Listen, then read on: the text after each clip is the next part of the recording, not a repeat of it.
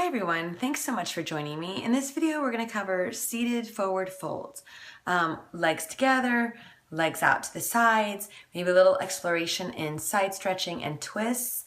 So how do we keep ourselves organized and feel like we get the most out of forward folds? That's what we're going to explore in this video. You might find it helpful to have some props. Blanket, firm blanket, strap, block, potentially a wall. So as soon as we come down to the ground, there's a lot of variables and everybody's so different. So I'm going to start out in staff pose.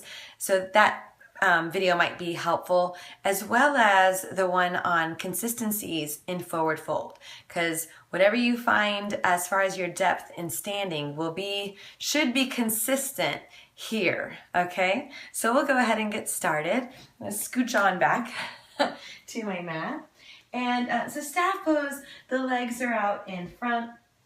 I actually in this like to imagine that my feet are up at a wall just to motivate that equal pressure, okay, to pull energy up. So equal effort, center lines of legs parallel, okay, and that energy coming up. For many people, okay, just sitting tall is really challenging, so you might find it helpful to sit on the edge, okay, of a blanket, bolster. A block might be, too firm. Okay, so what we are looking for here is a slight forward tilt of the pelvis to allow the thigh bones to descend into the hip joints.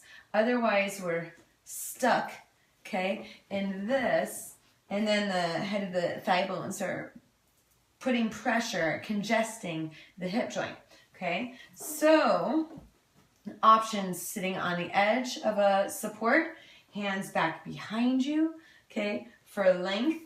Maybe a wall, okay, to help you feel anchored.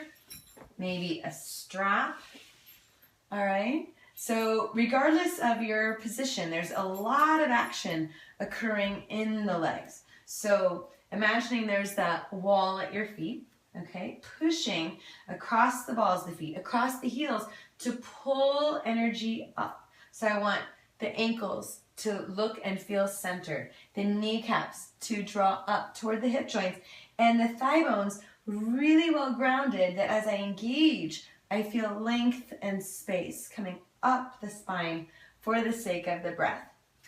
A block is a nice tool to learn how to engage your legs, the muscular energy in your legs appropriately to connect with that sense of length, okay? So you're squeezing that block, but not stopping the flow of energy in the hips, squeezing it so much that you overdo it, okay? So something I like to do in my exploration, and I'll do this when I'm standing, seated, give that counter resistance. So I'll actually bring my hands to my outer thighs here. This really only works if you can sit tall, okay? So without struggle, all right? So if you're here, then this is where your forward fold may need to be, okay? Or with that strap. But if you want to explore a little bit more hinge and you feel like you can do this seated, then press, okay? So I'm bringing my hands here to outer thighs, pressing my thighs into my hands, and the evidence I'm looking for is length, okay? And then hands could go on the inner thighs, same thing. So we're just trying to have that equal effort coming up and feeling that continuation, okay, for the length and the space, maybe hinging forward, okay? So if I'm reaching, I need to still keep this channel equally open, okay? So head of the arm bones pulled back, engaging the sides, lengthening the spine, and breathing. Slight tuck to the chin, pulling the base of the skull back, lengthening. So this would be very consistent, okay, with my forward fold. Okay, if I were standing, okay, whatever I'm doing standing, I'll do seated, and it would be pretty darn consistent. Here I'm still using that counter resistance just to keep the legs awake, because a lot of times when we're seated, our muscles tend to check out, and we need to keep them alert, okay? So that is seated forward fold with the legs together, mostly together. Okay, now I'll just show you Same work, okay? But taking the legs out to the sides, and we'll incorporate a little bit of side stretching, twists. And the challenge here is, can the thigh bones stay grounded? Can the spine stay tall as we start shifting around? I'll just shift so that you can see mostly. Okay, one thing that happens for me is that when I take the legs out to the sides, my ankles decide that they want to get a little more involved and they'll overdo. I don't know if you can tell this, but my ankle's going kind of strange, and then I'm not maintaining that center line. Okay, so I want to be active with my feet, but not so active that it throws things off. Okay, so center line of the foot, coming up to the center line of the knee, to the hip. See, that one was doing it without me even being aware. Okay, and coming both legs, still having this counter resistance. Still for you, it might be helpful. Okay, the props lengthen. Okay, so hinging is an option as long as the pathways, right, allow it. I'm going to take a twist though. So I just want to show you a tendency that's really common. So twisting to this side, aside from my ankles wanting to go wonky, okay, but twisting to a side, this seat will want to lift, the thigh bone will want to come up, and this one might pinch. So one pinches up, one pinches a little bit deeper, okay, and so we're not sitting evenly. We're not distributing the weight evenly across the seat. So we want to undo some of the so-called depth and really seek space in the joints and length in the spine. Once I have that and I work to maintain it, then I can explore a twist.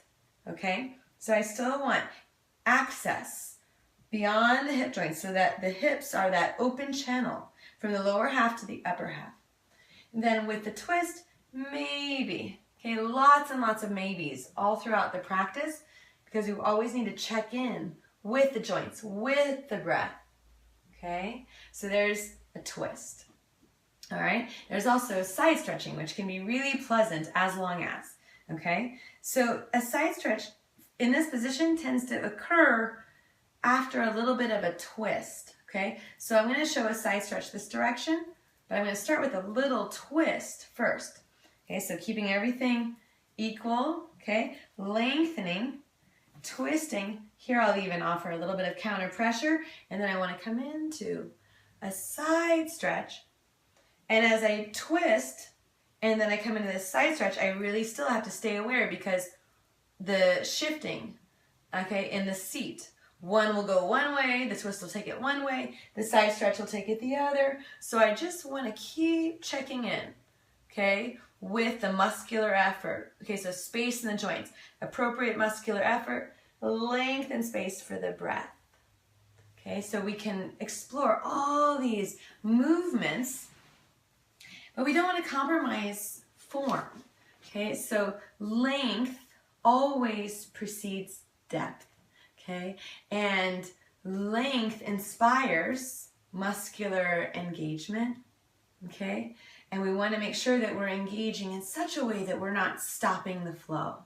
Okay, so lots of check-ins, lots of maybes, lots of potential for props, but what's really great is the consistency of it. Okay, so whether the legs are together, whether we're standing, whether we're seated, legs apart, whatever we're doing with the torso, we're always seeking those consistent rules, those consistent lines of for the pathways, okay, for the energy, for the flow, so that when you're in a position, it makes sense physically, and therefore you won't be distracted mentally, like, why on earth am I in this torturous position? Okay, it'll all make sense, and you'll get to decide on depth.